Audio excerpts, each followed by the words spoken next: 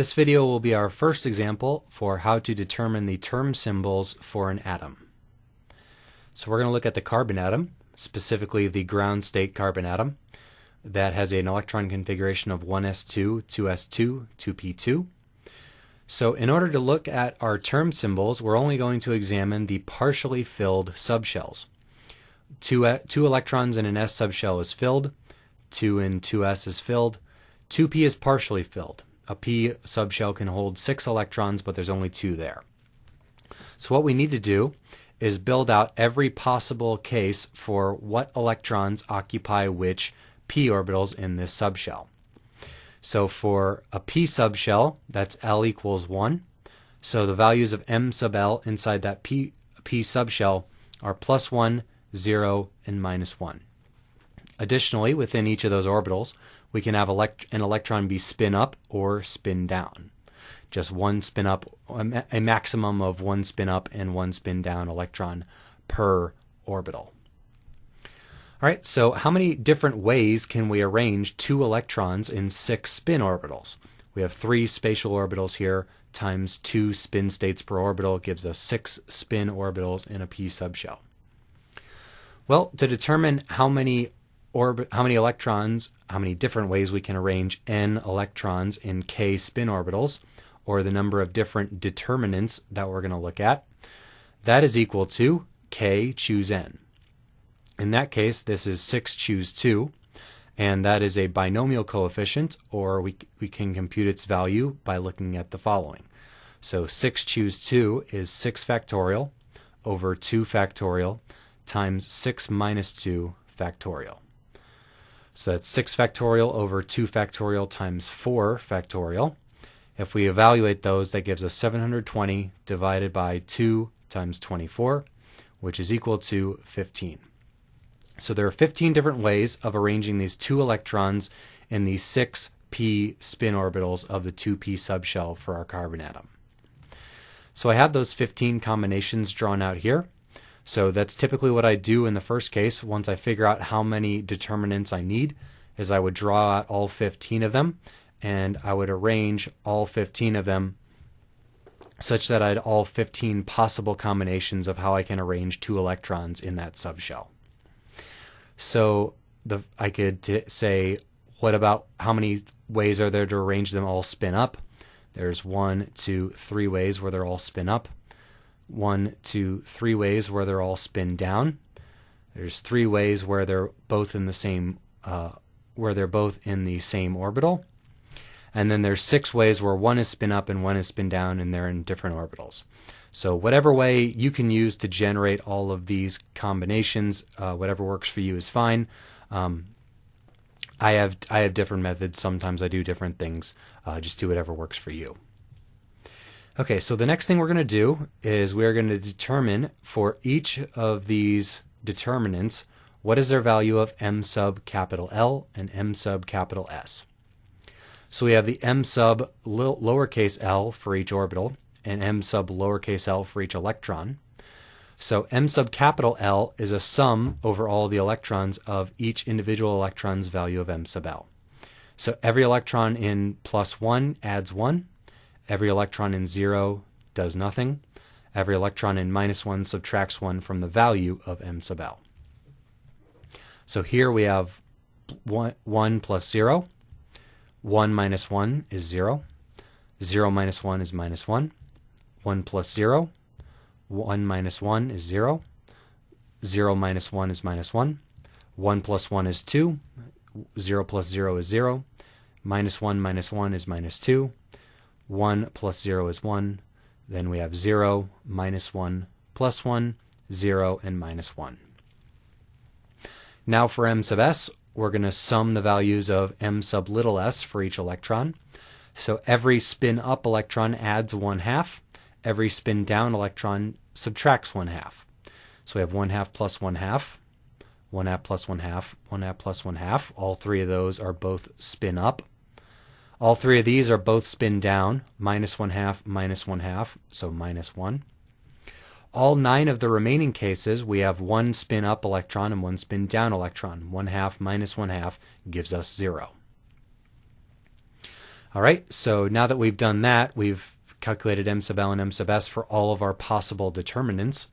Next thing to do is to look at what is the maximum value of m sub l and the maximum value of m sub s out of all of our determinants. So the maximum value of m sub l I see is +2. Maximum value of m sub s is 1. So that means the maximum, if we look at the values of m sub l that are possible, m sub l goes from -l to +l. So for m sub capital L, that gives us the values of -L to +L. So if the max m sub l is 2, then the max value of capital L is 2. If the max m sub s is 1, the max value of capital S is 1. If the maximum possible value of L is 2, then our possible values of L are 0, 1, and 2, or term symbols that are S, P, and D. If we have maximum S possible is 1, then S goes all possible values decreasing by 1 down to 0. We can have 0 or 1. We can have, for 2S plus 1, either a singlet or a triplet. So combining these two possibilities, 3 possible values of L, 2 possible values of S, we have 6 possible term symbols.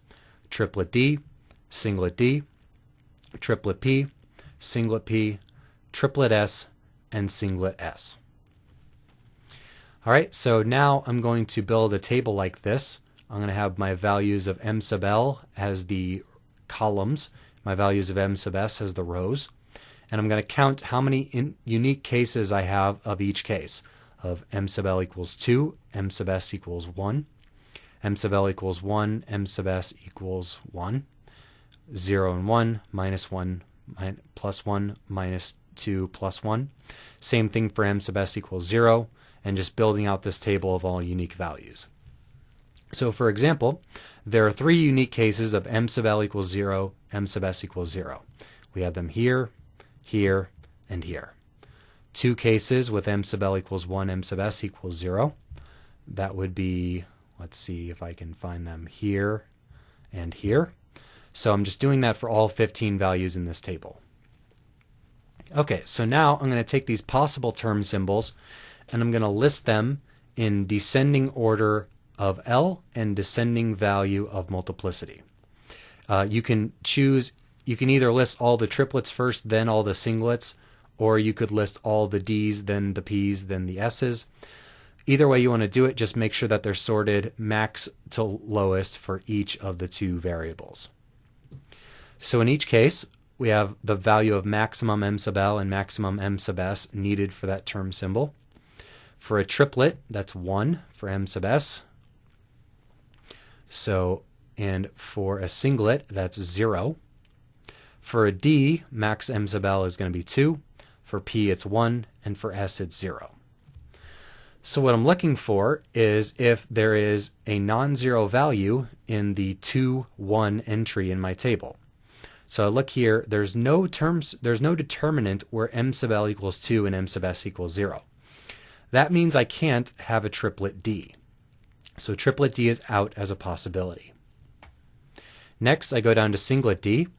Now I'm looking if there's a case where I have m sub L equals 2, m sub S equals 0. So I do. It's a value of 1 there. So let's look at what the other values of m sub L and m sub S would need to be. So for a singlet, for m sub S, S is just equal to 0. So we only need to look in the m sub S equals 0 row. But for m sub L, there's going to be 5 values. There's going to be 2L plus 1 values as we go from 2 to -2. Working for 2, 1, 0, -1, and -2. So we see, in fact, in this row, this entire row is full of non-zero values for 2, 1, 0, -1, and -2 at m sub S equals 0. So in fact, I can say that there is a singlet D term symbol, and these 5 determinants are in it. So what I'll do is I'll subtract 1 from this entire row here, because the 5 of those determinants belong to this singlet D subshell. So then if I subtract my singlet D, subtract a 1 from the middle row, I'm left with this diagram here. So I look if there can be another singlet D. There's no m sub l equals 2, m sub s equals 0, so there can't be another singlet D. Now I'll go down to triplet P. Is there a case of m sub l equals 1, m sub s equals 1? Yes, there is. So for a triplet P, s equals 1, l equals 1. So we're going from 1 to minus 1 in m sub l, 1 to minus 1 in m sub s. So we're looking for 3 times 3, which is 9 total determinants arranged in a square like this. So everything inside this square has to have a non-zero value. And conveniently, it does. We see all the ones and the middle two arranged having non-zero values inside this square. So I subtract out a triplet P, subtracting out those 9 determinants that we need for triplet P, each value of m sub l and m sub s we need to make that triplet P term symbol, 2l plus 1 times 2s plus 1 total values. Subtracting my triplet P, I'm left with just one determinant. It can't be another triplet P because there's no values here. It can't be a singlet P, there's no value at 1, 0. It can't be a triplet S, there's no value at 0, 1. The only thing it can be is the only thing that's actually going to be one determinant is a singlet S. S equals 0, L equals 0, so m sub L equals 0, m sub S equals 0, and that's where we find our one remaining determinant, which is a singlet S. So we have one singlet D, one triplet P, and one singlet S term symbol. For triplet P, we have 3 possible values of J. Remember, J goes from L plus S to L minus S, so 2, 1, and 0 for P. For singlets, there's only one possible value of J, and that's just the value of L. So singlet D2, triplet P2, triplet P1, triplet P0, and singlet S0 are our possible term symbols for this 2p2 ground state carbon atom.